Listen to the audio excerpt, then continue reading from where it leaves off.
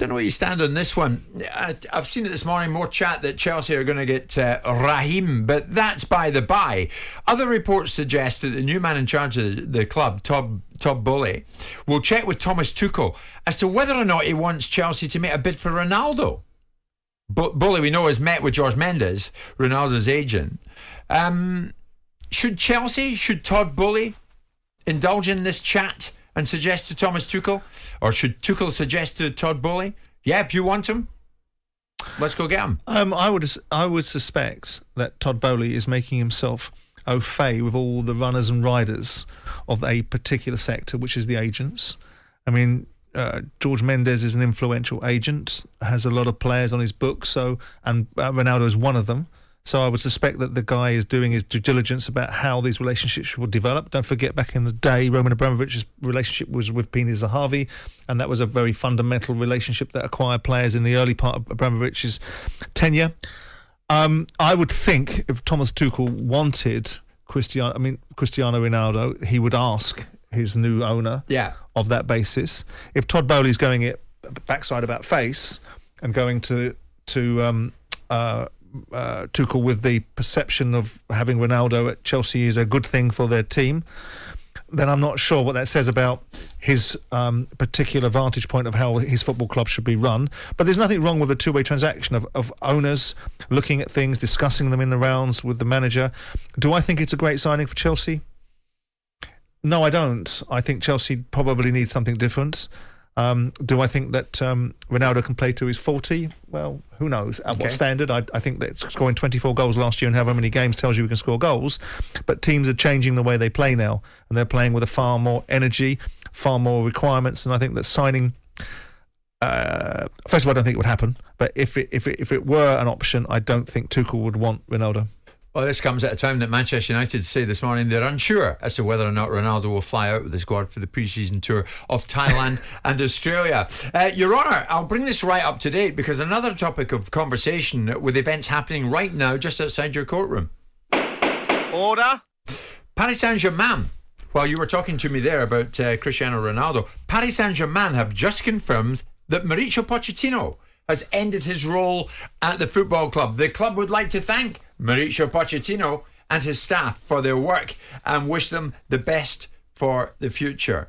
So he has gone, as you know, Your Honour. Under his leadership, PSG won the 2020 Champions Trophy, the 2021 French Cup, and the 10th French Championship title in its history last April. Yep.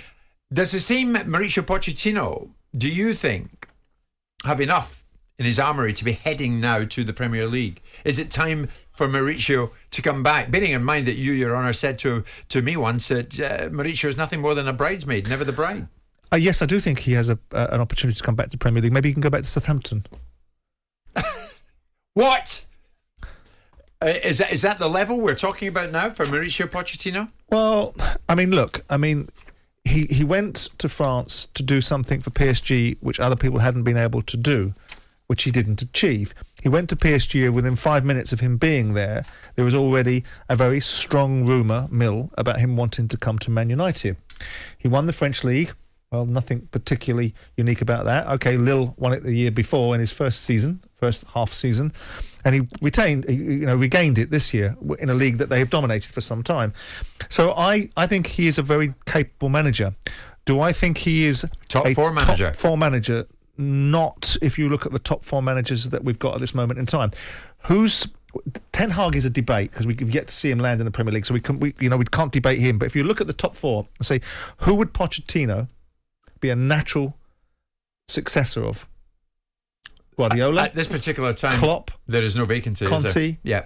Tuchel? None of them. Okay, he followed Tuchel at PSG. Did he do anything more meaningful at PSG that Tuchel did? So I look at it and say, well, where does he land? Does he land at a side that's aspiring? Does he land at a Newcastle? Eddie Howe's got some currency there. So he can't be marginalised at this moment in time, surely. You look at Aston Villa, the Gerrard project. We'll see. I think that will come under pressure, and I can see someone like Pochettino being at an Aston Villa. But I don't see a Pochettino landing anywhere near a top 6 side unless Man United fold like an exercise in origami and decide that Ten Hag within 5 minutes is no longer of any use to them. No, you've made a very good case for that. So that's the breaking news. Outside the judge's courtroom this morning, Paris Saint-Germain have just confirmed that Mauricio Pochettino has left the club after 18 months in charge. The hammer. Order. Your Honour, on this week 15 years ago, Fernando Torres signed for Liverpool. You may remember it. Indeed. I certainly do. I think I was starring on Sky Sports News that day. As Liverpool broke their transfer record, it was a fee of £26.5 million. £26.5 million. So 15 years on, players are breaking the £100 million barrier. This is not a topic of conversation that you enjoy in your courtroom or at any time of the day or night. I want to entertain. Your Honour. I should strike it out. What kind of fees will we be talking about in the next 15 years? Unless something's done, of course, Your Honour. Well, if we are presupposing that financial expert Danny Mills from last week tells us that the broadcast deals are about to go south because his family don't subscribe to more than one channel or one subscription package, then ultimately the transfer fees will be reducing by that logic. I, on the other hand, not living in the wardrobe and hanging about with the lion and the witch, believe that there will be an increase in broadcast revenues and that football will continue to evolve. At which point do transfers become a situation where you're topped out? I think we've already seen a €200 million transfer, haven't we? Yeah. In Neymar, so we've already seen that. So do I think we'll start to move into the territory of a $500 million transfer? Or 100 million being the stable diet? No, I think we're some way away from that. In 15 years' time, if you look at inflation and you look at 26 million being the transfer fee 15 years ago and you apply a multiple of what that looked like in inflation terms, you probably get close to 100 million quid. Yeah. So if you then apply the same logic, you could be at 250 million in 15 years' time. As unedifying as that is. The man who was once at the very top of Watford Football Club, the one and only Elton John. Who's been saying this? I grew up in this area. I grew up in Northwood and Pinner, and I used to go to Watford Market with my mum. So it's a return to my roots, and it really hit home last night how much I love this place. And I said to Scott Duxbury today, next year when I finish, I'm going to take a much more active role in the club because I won't have any gigs to do. I'm going to be really I'm going to get my fingers and hands dirty again. And we've come so far. And yes, we had a horrendous year last year, but we've got to put that behind us. We've got to back the new coach, we've got to back the team, and they've got to play with a lot more passion than they've got. So, Your Honour, that was Sir Elton saying they need a lot more passion than they've shown last season. Yep. Do you think he's right to say that? Do you think he's right to come in with something like that? About the current state of affairs at Watford? He's not criticising the regime, he's criticising the players. He's not suggesting that the chairman or the owners are not doing something right, they haven't bought the right players, they're not backing the manager. He's not getting into controversial area, he's talking like a fan.